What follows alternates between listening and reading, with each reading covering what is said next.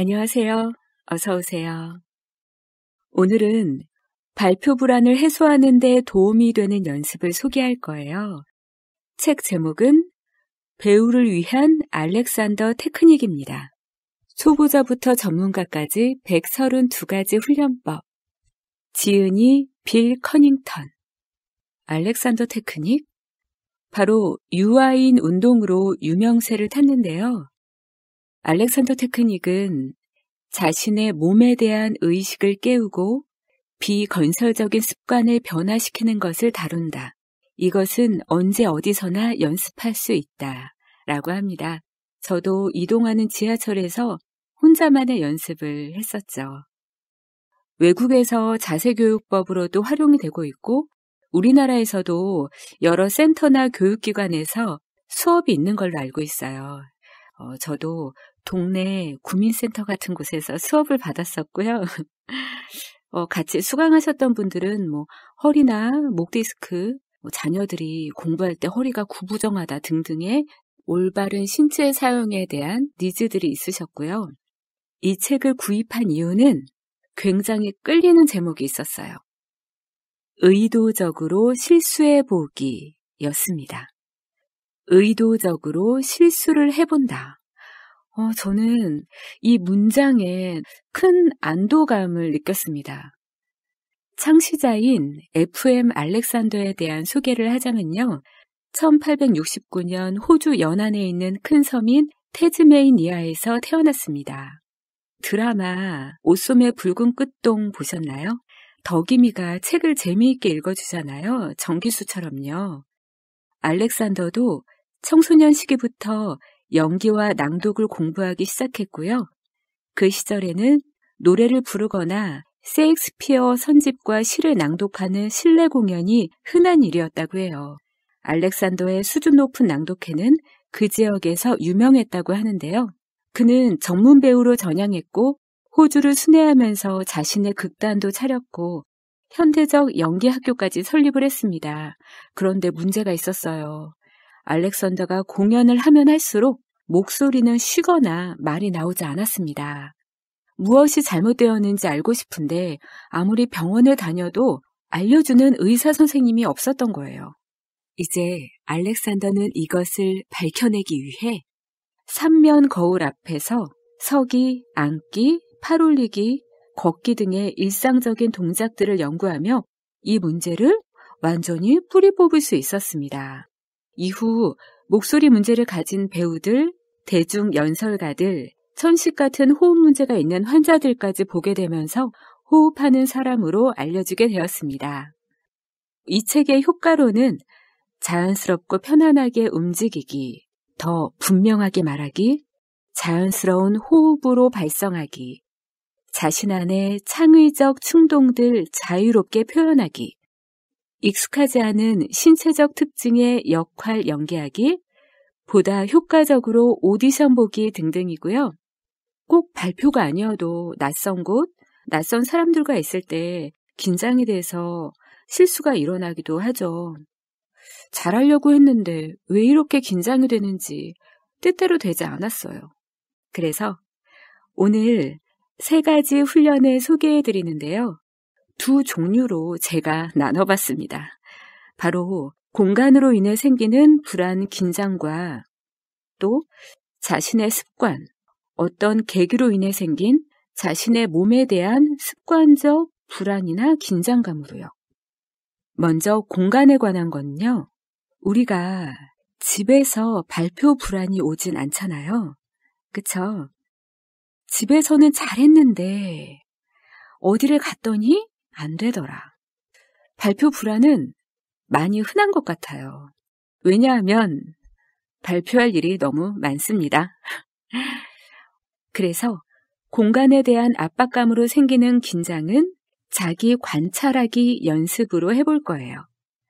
저는 긴장을 안 했다고 생각을 했는데 나중에 돌이켜보면 또 사람들이 말하길 긴장 많이 했구나 이런 얘기를 들었어요.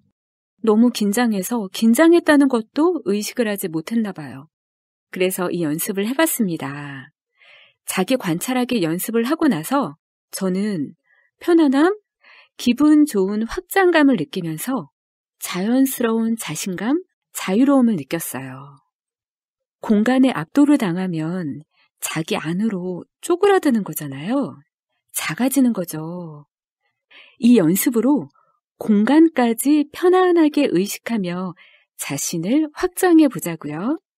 그리고 두 번째와 세 번째 연습은 발표 불안이 습관이 되신 분들은 어떤 계기로 인해 생긴 부정적 감정, 느낌, 몸의 감각 등이 그 당시 신경계에 저장이 되었기 때문이겠죠.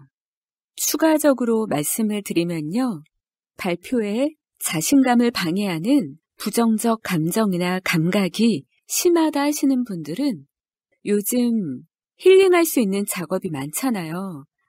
예를 들어서 EFT, 호호포노포노, 레이키 등등 굉장히 많은데 이런 작업들을 병행을 한다면 효과가 더더욱 좋겠죠.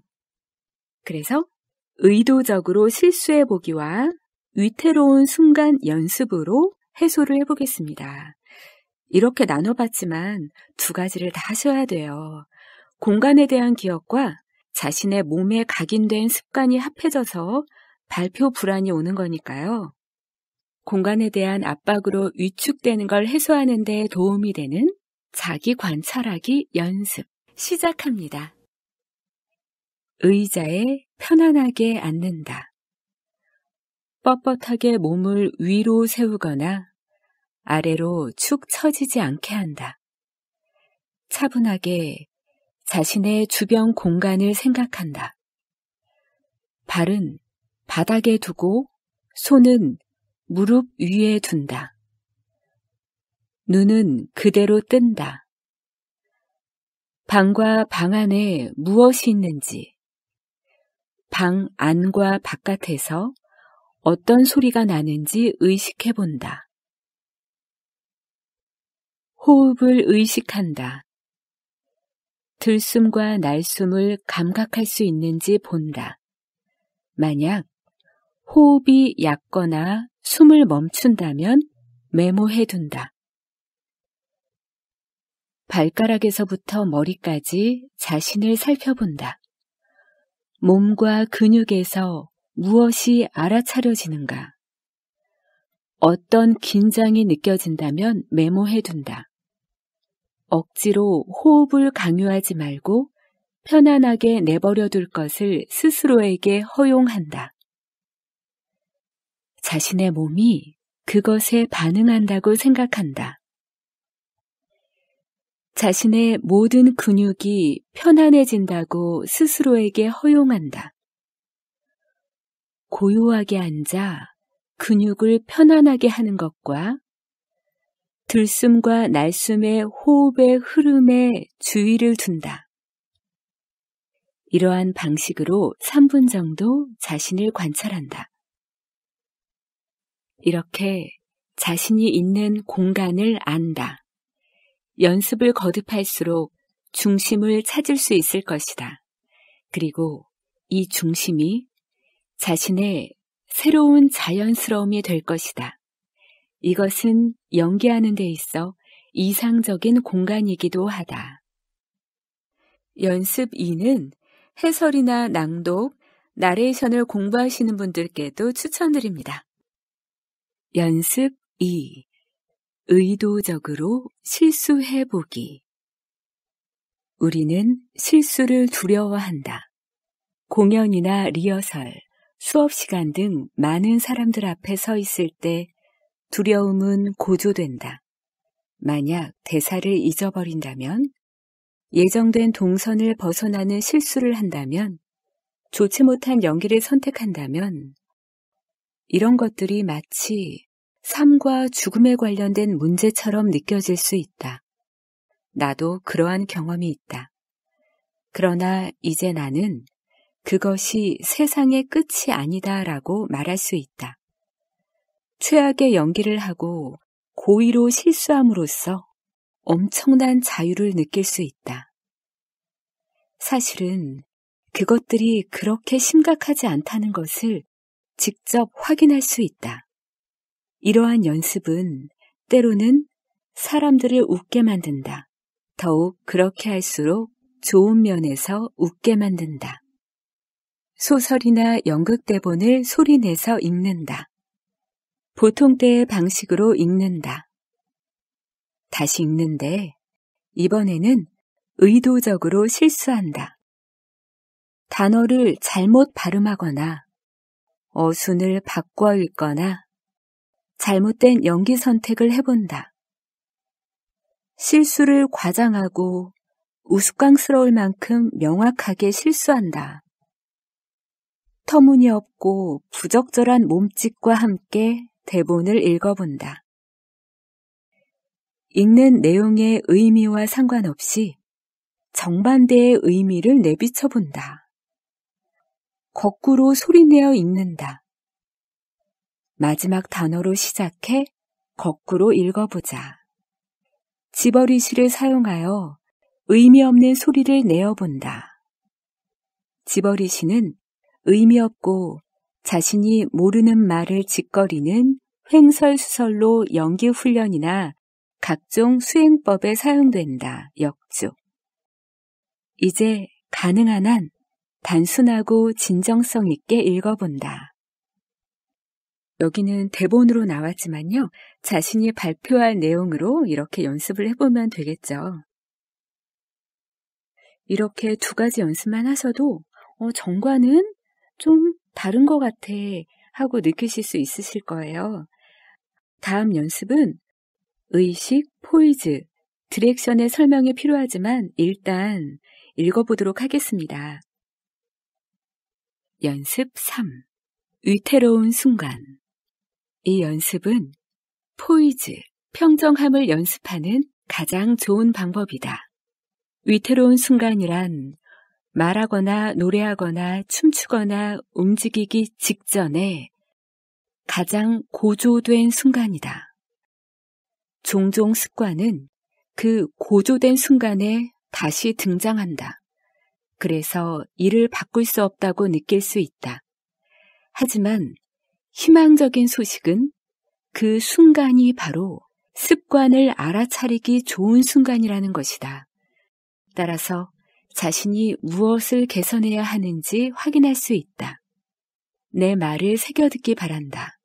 우리는 바뀔 수 있으며 작은 단계를 수행함으로써 그 해답을 찾을 수 있다.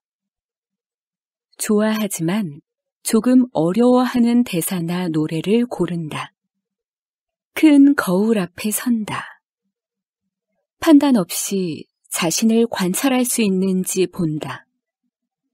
거울을 보지 않을 때와 마찬가지로 다른 무언가를 하지 않는다. 노래와 연기의 시작 부분을 해본다. 첫 도입, 그 시작 부분에서 몸이 무엇을 하는지 본다. 확실하지 않으면 여러 번 해본다.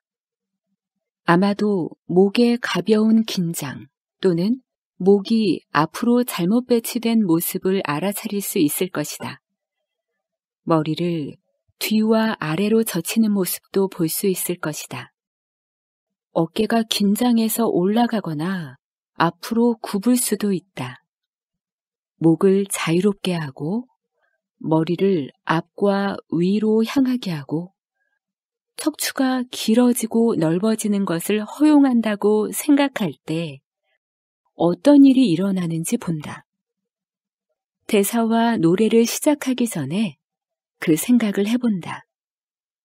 내 목이 자유롭다고 생각한다.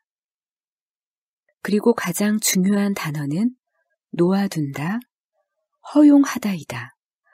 목이 자유롭도록 강요하는 것이 아니다. 그냥 생각한다. 내 머리가 앞과 위로 향하고 있다고 생각한다.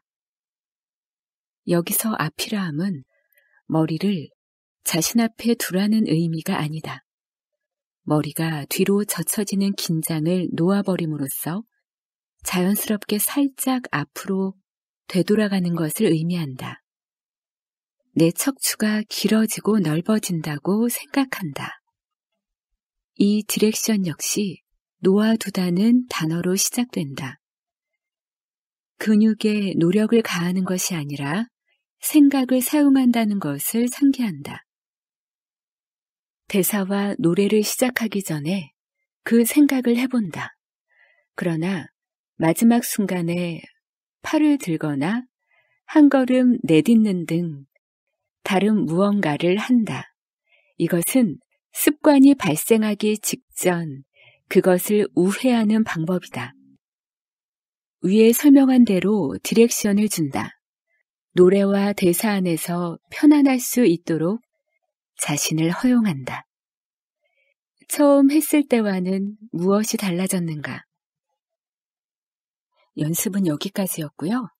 알렉산더 테크닉의 핵심 원리는 감각적 자각, 몸, 마음, 감각을 통한 자각, 자제심, 오래된 비건설적인 습관들 멈추기, 디렉션, 새롭고 건설적인 움직임을 위한 과정 안내, 건설적인 의식 통제, 완전한 자기 사용이다.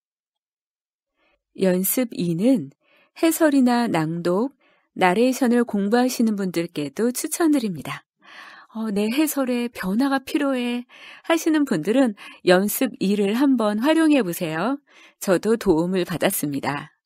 꾸준하게 연습해 보시는 걸 추천드립니다. 최소 한 달 이상이요. 왜냐하면 새로운 느낌과 감각을 우리 몸에 인식을 시켜줘야 되거든요. 마무리로 오늘의 화건은 나는 기꺼이 내 안의 위대함을 볼 것입니다. 로 하겠습니다.